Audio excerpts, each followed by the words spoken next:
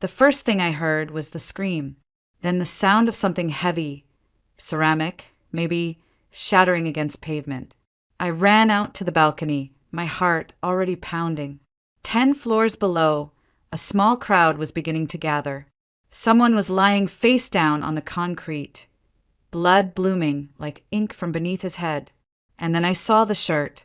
That stupid, iron blue shirt Calvin wore every Monday. My husband, my abuser, my so-called provider. My heart didn't sink. It didn't race. It steadied. For the first time in years, I felt calm. I turned back into the apartment. The shattered mug that had just been hurled from the balcony was nowhere in sight, but I didn't need to see it. I knew exactly whose hand had thrown it. Dorothy Quinn, my wheelchair-bound mother-in-law, who'd spent years calling me a lazy freeloader while I changed her diapers and wiped her mouth. She'd meant to hit me. She missed and killed her own son. Funny how karma doesn't knock. It crashes. People say tragedies are sudden, that they come without warning. But this one? It was a slow build, 6 years of servitude, insults, neglect, and quiet rage. Calvin didn't die because of one moment.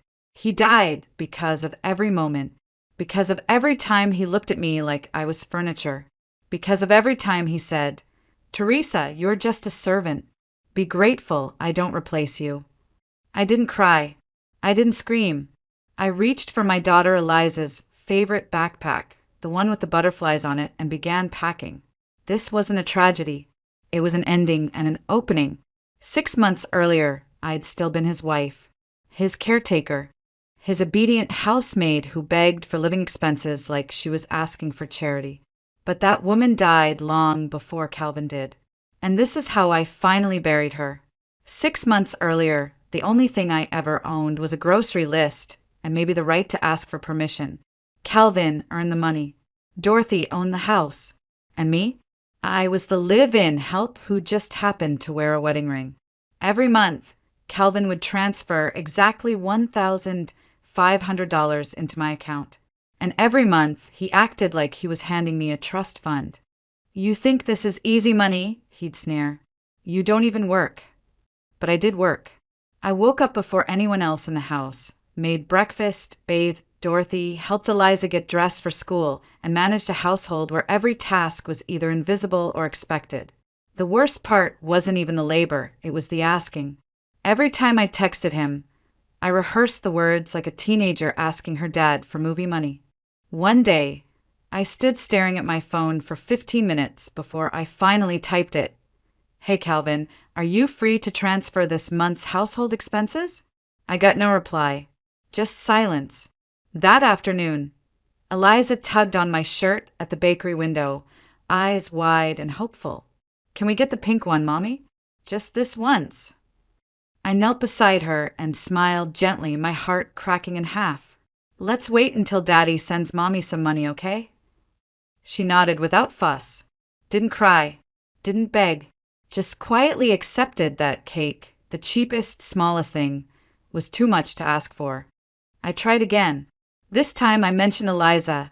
"Calvin, Eliza really wants a little cake today. I don't have the money yet. When you have a minute, could you transfer?" He responded with a voice memo. Irritated, clipped. "Got it. Stop nagging. I'm busy. I'll send it later." He didn't. That evening, I served dinner like always, grilled chicken, mashed potatoes, steamed broccoli. But the tension in my chest made every breath feel like a punishment. We weren't poor. We lived in a 3-story home in Charlotte's quiet suburbs. Calvin wore tailored shirts and Dorothy used imported skincare. But I couldn't even buy my daughter a slice of cake. And I started to wonder, if this wasn't poverty, then what exactly was it? It happened on a Thursday evening. I was halfway through cleaning up the dinner dishes when Eliza clutched her stomach and whimpered. Moments later, she started vomiting, then came the diarrhea. Violent, uncontrollable, terrifying.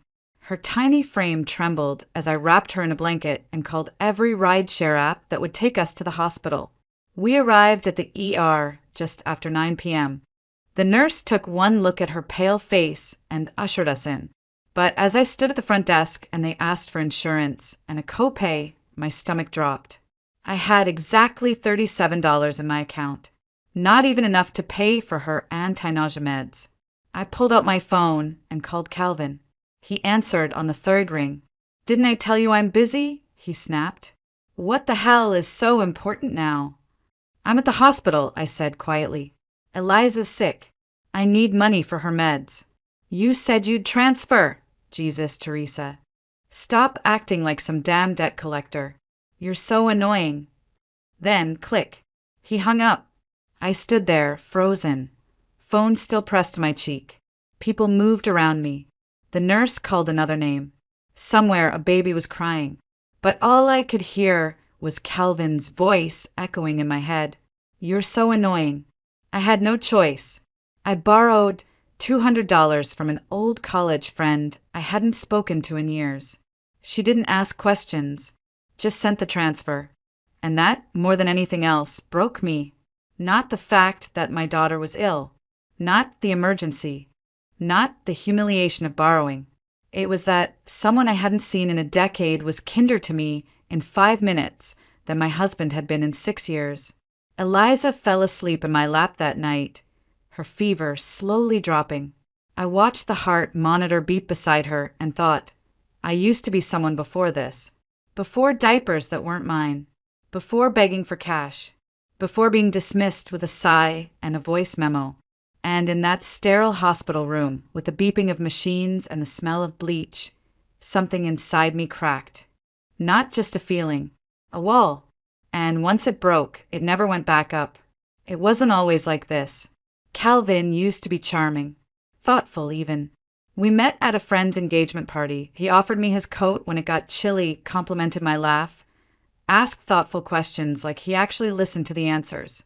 I was working as a medical assistant at the time, renting a small but cozy apartment in uptown Charlotte, dreaming of nursing school. Calvin was a few years ahead of me, career-wise, already climbing the corporate ladder in financial consulting. He spoke about dreams and legacy and building something together. Within 6 months, we were married. And within 6 weeks of that, I was living in his house with Dorothy. That should have been the first red flag. She was already wheelchair-bound after a stroke a few years prior. Her care was expensive, and multiple live-in nurses had quit due to her unpredictable temperament. One evening, Calvin came home and found me massaging Dorothy's legs because her physical therapist had canceled. He looked at me like I was a miracle. "You're amazing," he said. "Honestly, I don't think we need to keep paying someone else when you're already doing such a good job." It didn't feel like a compliment. It felt like a suggestion wrapped in silk. 2 weeks later, he made it official. "Why don't you quit your job?" he said one night as we lay in bed. "You're already doing everything for Mom, and I hate seeing you run yourself ragged. Stay home. I'll take care of everything. You'll have full access to my salary. You'll be the queen of this house." Queen. That was the word he used. So I gave up my job, my income, my independence. At first, he kept his promise. He handed me his paychecks and told me to manage the household. But slowly, so slowly I barely noticed it changed. First, he said he needed part of the money for client dinners, then business trips, then networking expenses. Then 1 month, he stopped handing over his check entirely. "From now on," he said, "I'll just transfer you what you need. No more financial stress for you." But it wasn't relief he was offering. It was control disguised as protection. Dinner that night was tense. I made rosemary chicken with couscous and sautéed spinach, Calvin's favorite, not because I was feeling generous, but because I wanted to prove a point. Even when I was seething, I still showed up. We sat at the table, Calvin, Dorothy, Eliza, and me. Dorothy barely touched her food. Calvin was scrolling on his phone between bites. I cleared my throat. "Calvin, I need the living expenses. You said you'd transfer it yesterday." He didn't even look up. "You women," he muttered, shaking his head. "You think money just appears. I bust my ass all day while you sit here eating food I paid for." I blinked. Eliza went still beside me, her fork halfway to her mouth. Dorothy chimed in, ever the poison-tipped arrow. Exactly. My son works so hard, and all you do is whine for more money. Maybe if you weren't so lazy, he wouldn't have to do everything alone. I looked down at the napkin in my lap. My fingers were trembling, not from fear, from restraint. I really tried to stay calm. I budget everything down to the dollar, I said softly. Groceries, utility bills, your medication, Eliza's school snacks. That $1,500 barely covers it. Calvin slammed his fork down. Then maybe you should try harder.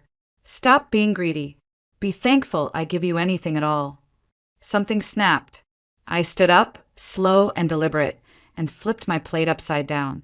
The chicken slid onto the tablecloth with a wet splatter. You act like $1,500 makes you a god, I said, my voice low but shaking with rage. Like I should kiss your feet for giving me scraps, after I gave up my career, my body, and my future to serve this family. I turned to Dorothy, who looked scandalized. You think you're owed something because you gave birth? No. I've been your nurse, your maid, your therapist, and your cook for 6 damn years. And I've never heard a single thank you. Dorothy opened her mouth to protest, but I cut her off. Enough. I'm not doing this anymore. No more housework. No more diapers. No more begging for money like a dog.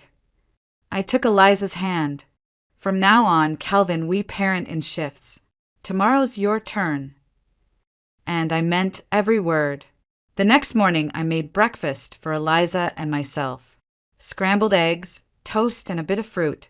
I didn't even glance toward Dorothy's room. The sound of her shouting echoed down the hallway, but I didn't move. Teresa, she screamed. Are you deaf? Where's my breakfast? I haven't eaten a thing. I could die.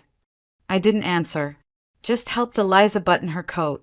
Calvin stumbled out of the bedroom, groggy and annoyed. What the hell's going on? I looked at him calmly. I'm not working today, or tomorrow, or the day after that. He blinked. You're what? You heard me. You called me a servant. So figure out your own damn breakfast. Or better yet, make something for your mother. It's long overdue. He stared at me like I'd lost my mind. Fine, he grumbled. Let's just not do this in front of Eliza. I turned away and kissed my daughter on the forehead. Ready to go? And we left. But I didn't take her to school. At 9:12 a.m., I walked into Calvin's office building and up to the receptionist's desk. I'm here to drop something off for Mr. Quinn, I said sweetly, gesturing toward Eliza. The woman blinked. I'm sorry. Just let him know his daughter is here. It's his day. 5 minutes later, Calvin emerged, his face a thundercloud. Are you serious right now? I folded my arms. Dead serious. Equal parenting, remember? I took care of her yesterday. Today she's all yours. Eliza tugged on his sleeve and smiled. Hi, Daddy. Mommy said it's your turn now. His jaw clenched. Teresa, this is my workplace. I have meetings. I can't just, that's your problem to solve, I said, already walking away. I didn't look back, but I could feel the panic rising behind me. That night, Eliza told me that Daddy was very mad, and that his boss yelled really loud. She didn't understand, but I did. For the first time, Calvin had to carry something, and it broke him within a day. Good. Let him break. It should have ended with that tantrum. But Calvin, being Calvin, managed to make it worse. The next afternoon, as I left an interview at a domestic staffing agency, my phone rang. It was Eliza. Her voice trembled. Mommy, she sniffled. Daddy got yelled at by his boss, and then he got mad and told me to wait outside. He said he needed quiet. He said I talked too much. She paused. There's no one here. Mommy, I'm scared. My blood ran cold. My 5-year-old was standing outside a glass office building, alone, confused, and terrified because her father couldn't be bothered to do the bare minimum. I found her sitting on the front steps near a potted plant, her little backpack hugged to her chest. She tried to smile when she saw me, but I could tell she'd been crying. I scooped her up and whispered, "You're safe now." But inside I was burning. I called the police. "Yes," I said calmly. "I'd like to report a case of child endangerment. My husband abandoned our daughter outside his office. She's 5. They arrived in minutes. Eliza clung to the kind female officer as I led them to the lobby. Calvin's face turned ghost white when he saw us standing there. Eliza, me, and 2 uniformed officers. "This is a misunderstanding," he stammered. "I didn't abandon her. She was just being noisy, so I let her have space." The officer's tone was flat. "She's 5. You don't leave a 5-year-old unattended outside a public building." And then I let him have it. In front of everyone, his co-workers, his boss, even the office janitor. I pulled out my phone and tapped the screen. Dozens of messages flashed. Ignored requests, voice memos laced with contempt, me begging for medicine money. "I gave up my career to take care of his paralyzed mother," I said, loud enough for everyone to hear. And when I asked for living expenses, he called me a nag, a freeloader, a servant. Gasps, raised eyebrows. One woman muttered. I knew something was off. Calvin tried to hush me, reached for my arm. I stepped back dramatically, feigning fear. "Please don't hit me." The officer instantly moved between us. "Sir, step back. We'll need you to come to the station for questioning." And just like that, the man who once acted like he owned the world stood there humiliated, powerless, and utterly exposed. It was beautiful. After everything, after the screaming, the cops, the accusations, I should have felt exhausted. But I didn't. I felt free. That same evening, I returned to the staffing agency where I'd left my interview incomplete. The woman at the desk gave me a tired smile. "Rough day?" she asked gently. I just nodded. They'd already reviewed my application. My years of caregiving experience, though unpaid, were more than enough. One agency had already lined me up for a live-in caregiver position. It paid $7,000 a month. The client's mother lost both legs, she explained. Very difficult personality. She's driven off 3 caregivers already. But with your background, I think you can handle her. I almost laughed. "Lady, I've been dealing with Dorothy Quinn for 6 years. I wrote the manual on difficult." She smiled. "We'll let the client know you're available. If they like your profile, you'll start within a week." As I stepped out into the twilight, a cool breeze brushing my face, I felt something shift. Not just relief, not just hope. It was something deeper, like standing up after years of kneeling. If I was going to do housework anyway, if I was going to wipe mouths and change diapers and endure screams, at least someone would pay me, respect me, treat me like more than a ghost. I got home to find Calvin waiting in the living room, arms crossed. His face was unreadable, but the tension in his jaw said everything. "I talked to the officers," he muttered. "They said I'll get a formal warning, but no charges." "Good for you," I replied, hanging up Eliza's coat. He hesitated, then softened his voice. "Teresa, I was stressed. That thing at work. I didn't mean to hurt her. I didn't mean to hurt you. Let's fix this." I didn't even blink. "I already fixed it. I got a job." His eyes narrowed. "Doing what?" "You can't even caregiving," I said firmly. $7,000 a month. Full respect included. He scoffed. "Being a maid? Seriously?" I smiled. Better a paid maid than an unpaid slave. And for once, I meant every single word. That night, Calvin tried a different tactic, his last weapon. Money. He came into our room, holding a check. "Here," he said stiffly, placing it on the dresser. $3,000. Double what I usually give you. Let's just get things back to normal." I didn't touch it. "Teresa," he pressed, "you made your point. Okay, you were right. I messed up. Let's move forward. No more delays. No more excuses. I'll transfer everything on the first of every month. No questions asked. I looked up from folding Eliza's pajamas. It's not about the money, Calvin. It never was. He gave a tight laugh. Says the woman who begged for cake money last week. My eyes narrowed. You're right. I did beg. And that was the moment I realized I'd rather starve than keep begging. He tried again. I'll give you my full paycheck, okay? Just like before. We'll go back to how it was. No, I said quietly. We won't. Because I've changed. You haven't. He stepped closer, voice low and dangerous. You're seriously walking away from this? From me? You think that job will last forever? You're not young, Teresa. You're not marketable. I laughed, sharp and cold. You want to talk about value? For 6 years, I cooked, cleaned, and cared for your mother. That's over 60 months of unpaid labor. If I charged market rates, you'd owe me over $300,000. He clenched his fists. You're being dramatic. No, I whispered. I'm being accurate. Just then, Dorothy's shrill voice rang out from down the hall. Calvin, I need help. My back is killing me. He flinched. I smiled. Sounds like your shift. He scowled, storming out of the room. The check lay on the dresser, untouched. The next morning I packed my things. Eliza's toys, my clothes, the last of my dignity that somehow, miraculously, I'd managed to salvage. And as I zipped the suitcase shut, I felt it again, that steadiness in my chest.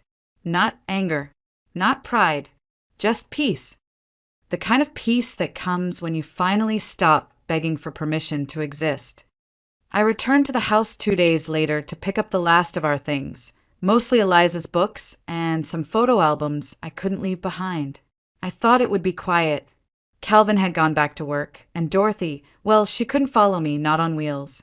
I was wrong. The moment I stepped inside, she started. So you came crawling back? Finally realized no one else would put up with you. I didn't respond, just headed toward the hallway, ignoring her like she was a radio set to static. That made her louder. You think you're better than us now, huh? Working for strangers, cleaning up their filth? You're still just a maid, a glorified toilet brush. I paused at the balcony door.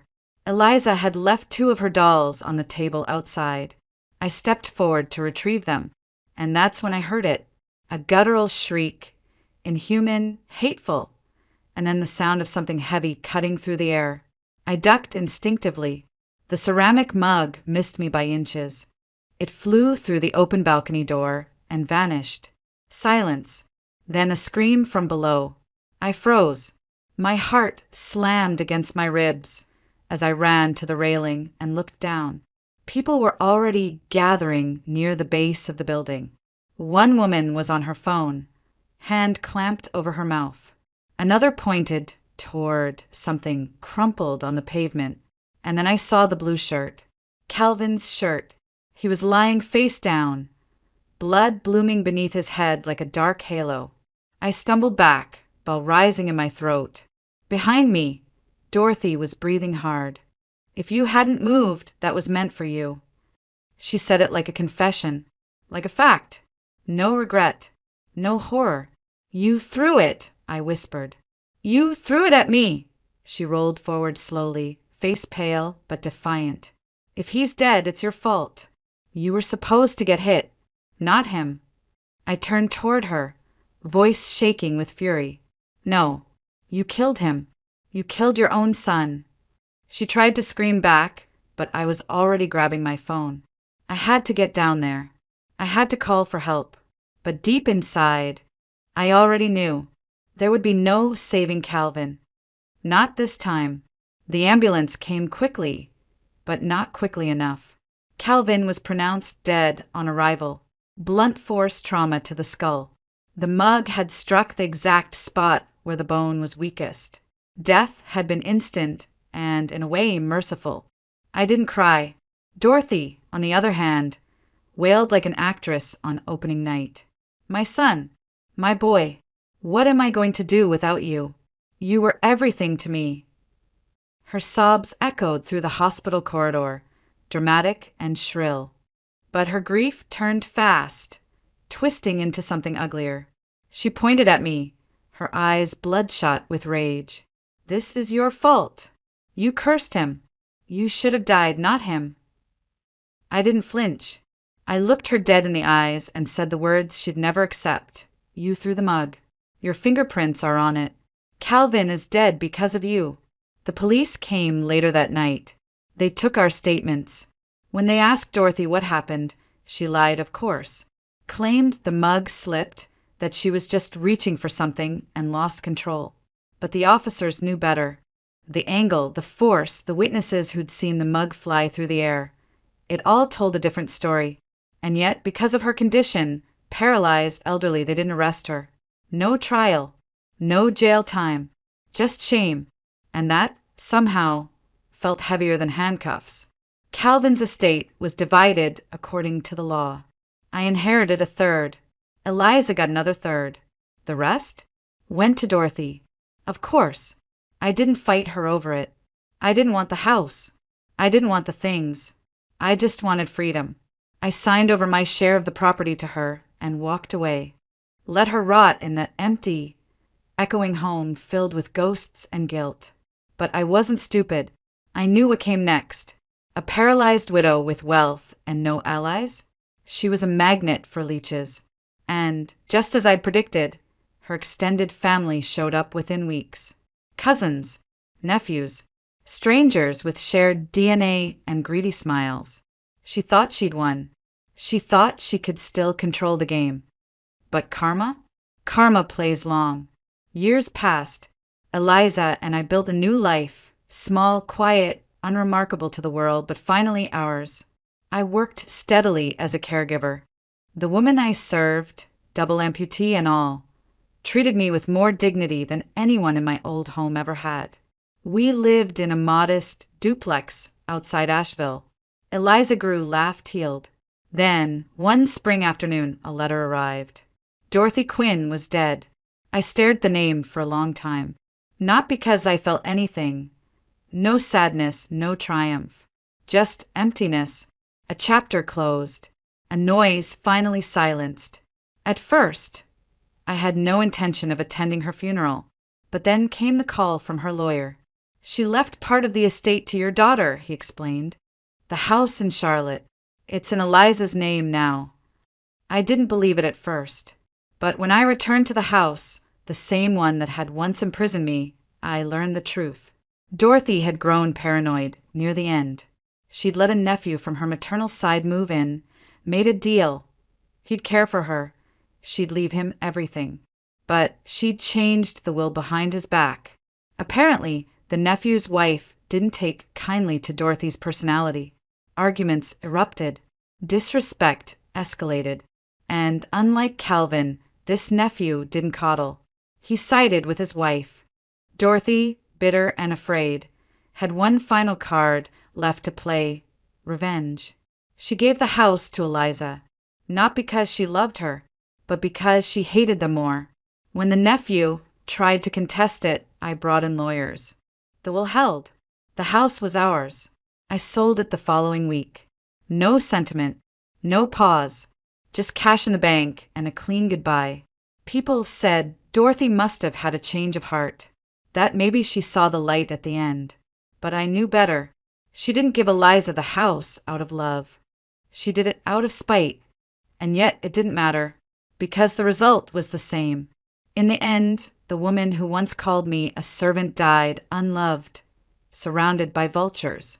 And the woman she tried to destroy walked away with everything. I didn't take revenge. I didn't have to. Life did it for me.